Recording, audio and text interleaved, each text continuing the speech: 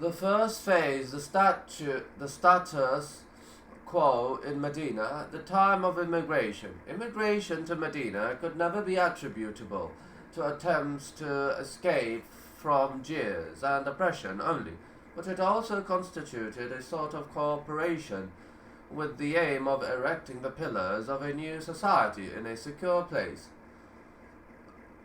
Hence, it was incumbent upon every capable Muslim to contribute to building this new homeland, immunizing it and holding up its prop.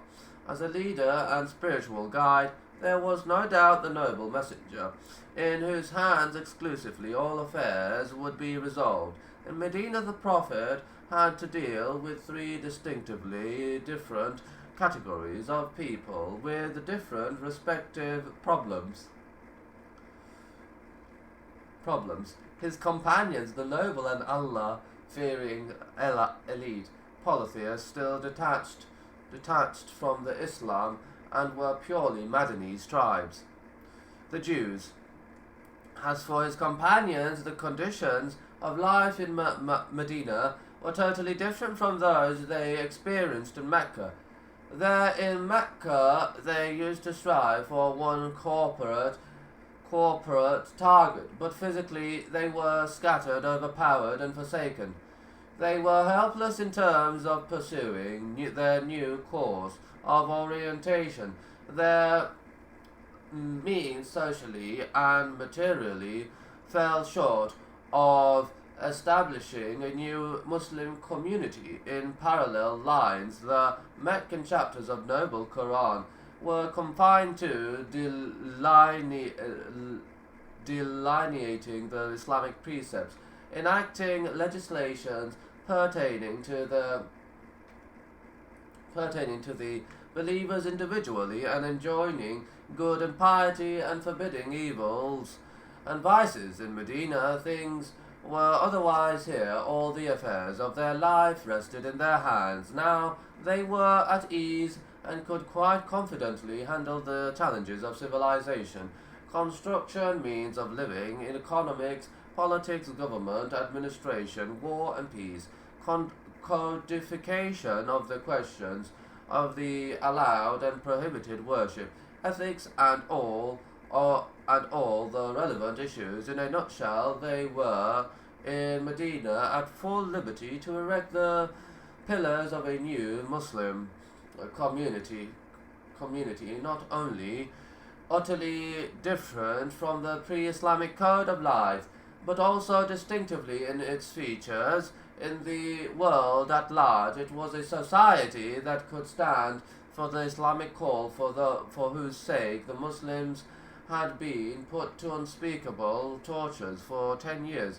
No doubt the construction of a society that runs in line with this type of ethics cannot be accomplished overnight, within a month or a year. It requires a long time to build, during which legislation and legalization will run gradually in a complementary process with mind cultivation, training and education. Allah the All-Knowing, of course, undertook legislation, and his Prophet Muhammad implementation and orientation. He it is who sent among the unlettered ones a messenger, Muhammad, from among themselves, reciting to them his verses, purifying them from the filth of disbelief and polytheism, and teaching them the book, this Quran, Islamic laws and Islamic jurisprudence, and al-hikmah, al-sunnah, legal ways, orders, acts of worship, etc. of the Prophet Muhammad. The Prophet's companions rushed enthusiastically to assimilate these Quranic rules and fill their hearts joyfully with them. And when his verses, this Quran, are recited unto them, the verses increase their faith. With respect to the Muslims, this task constituted the greatest challenge for the Messenger of Allah. In fact, this very purpose lay at the heart of the Islamic call and the Muhammadan mission. It was never an incidental issue, though there were the matters that required urgent addressing. The Muslims in Medina consisted virtually of two parties.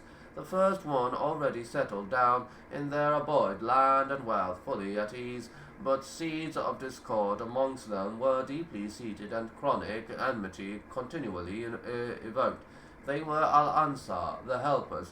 The second party were Al-Muhajirun, the immigrants, homeless, jobless, and penniless. Their number was not small, on the contrary, it was increasing but day by day after the Prophet had given them the green light to leave for Medina, whose economic structure, originally not that prosperous one, began to show signs of imbalance aggravated by the economic boycott that the anti-Islamic groups imposed, and consequently imports diminished and living conditions worsened.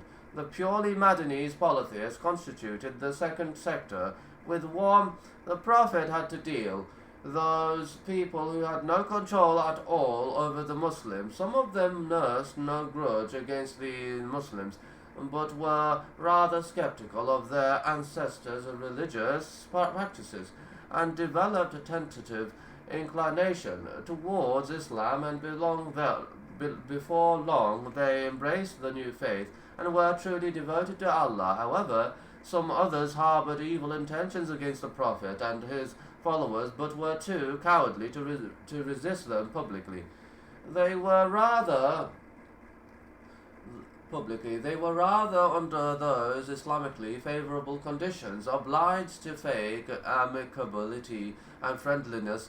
Abdullah, who had almost been given presidency over Al-Khazraj and Al-Aus tribes in the wake of Boath war between the two tribes, came at the head of that group of hypocrites. The Prophet's advent of the vigorous rise of the new spirit of Islam foiled that orientation, and the idea soon went into oblivion. He, seeing another one, Muhammad, coming to deprive him and his agents of the prospective temporal privileges, could not be pleased, and for overriding reasons he showed pretension to Islam. But with horrible disbelief deeply rooted in his heart, he also used to exploit some events and weak-hearted new converts in scheming malevolently against the true believers. The Jews, the Hebrews, who had migrated to Al-Hijaz from Syria following the Byzantine and Assyrian persecution campaigns, were the third category existent on the demographic scene in Medina. In their new abode they assumed the Arabian stamp in dress, language, and manner of life, and there were instances of intermarriage with the local Arabs. However, they retained their ethnic particularism and detached themselves from amalgamation with the immediate environment. They even used to pride in their Jewish Israeli origin and spurned the Arabs around, designating them as illiterate, meaning brutal, naive, and backward. They desired the wealth of their neighbors to be made lawful to them, and they could thus appropriate it the way they liked.